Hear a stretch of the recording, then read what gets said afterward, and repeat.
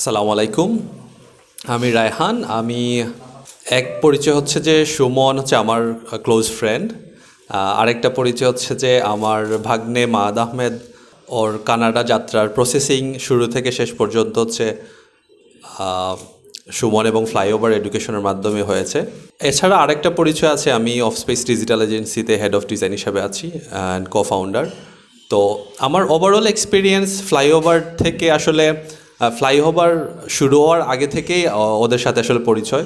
So ultimately মাদের এর আগে একটা ইউএসএ রিজেকশন ছিল, তারপরে কিভাবে কানাডাতে প্রসেসিং করে, কারণ একটা দেশের প্রসেসিং টাইম কিন্তু অনেক। আপনারা যারা অলরেডি প্রসেসিং স্টার্ট করছেন বা করবেন চিন্তা করতেছেন, তাদের ধারণা থাকা উচিত যে অ্যাকচুয়ালি আমার যে এক্সপিরিয়েন্স 6 মাস থেকে 1 বছর সময় লাগে যে একটা প্রপার প্রসেসিং কোনো দেশের জন্য করা লাগে, কারণ একটা প্রিপারেশনের বিষয় আছে, রিজেকশনের বিষয় থাকতে পারে, অনেকগুলো সাবজেক্ট থাকে। ইন দ্য মিন টাইম আমি অনেক স্টুডেন্টকে বলে থাকি যে আমরা জানি যে এখানে একটা চান্সেস থাকে, না হওয়ার একটা চান্স থাকে, হওয়ার একটা চান্সেস থাকে। ইন দ্য মিন টাইম আসলে দুইটারই একটা প্রিপারেশন থাকা দরকার। একটা প্রিপারেশন হচ্ছে যে আমার যদি চান্স হয়ে যায় বিদেশ, যে এখানে প্ল্যান করতেছি, তাহলে নেক্সট স্টেপে গিয়ে আমি কি করতে পারি।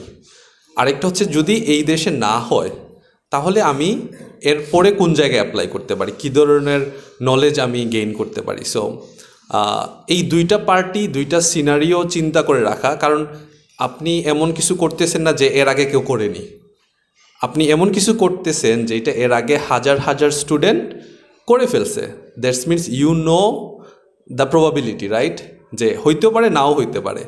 সো এইখানে এবং আপনার কাছে এনাফ টাইম আছে চিন্তা করার, আপনার কাছে সময় আছে, ওই সময়টা ইউটিলাইজ করার ডিফারেন্ট ওয়ে আছে। সো একটা ওয়ে হচ্ছে যে স্কিল গ্যাদার করা, রাইট, আমি হয়তো কোনো জিনিস শিখতে পারি। আরেকটা আছে নলেজ গেইন করা। নলেজটা কীরকম হইতে পারে, আমি হয়তো কোনো বিষয় নিয়ে আমি এক্সপার্টিস হওয়ার চেষ্টা করব। ইন্টারনেট তো আছেই আমাদের সবার মোবাইলে, রাইট, শুধু শুধু ইউটিউবে আর টিকটকে ভিডিও না দেখে আমরা হয়তো কোনো একটা স্কিল এবং নলেজ গ্যাদার করতে পারি। সো আমি ওভারঅল ফ্লাইওভার জার্নি থেকে বের হয়ে আমি যেটা বলতে চাচ্ছি যে আপনাদের কাছে একটা গুড অ্যামাউন্ট অফ টাইম আছে, যেটা আপনি ভিসা হয়ে যাওয়ার পরে আর পাবেন না। হওয়ার আগে কিন্তু অনেকটা সময় থাকে, 4 থেকে 6 মাস থাকে। এই সময়টা একটু প্ল্যান করে ইউটিলাইজ করা।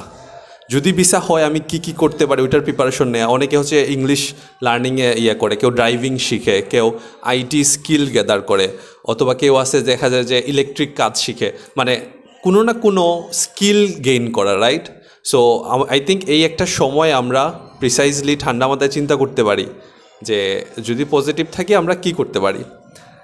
আর ফ্লাইওভারের জন্য অবশ্যই সব সময়ের মতো শুভকামনা রইল।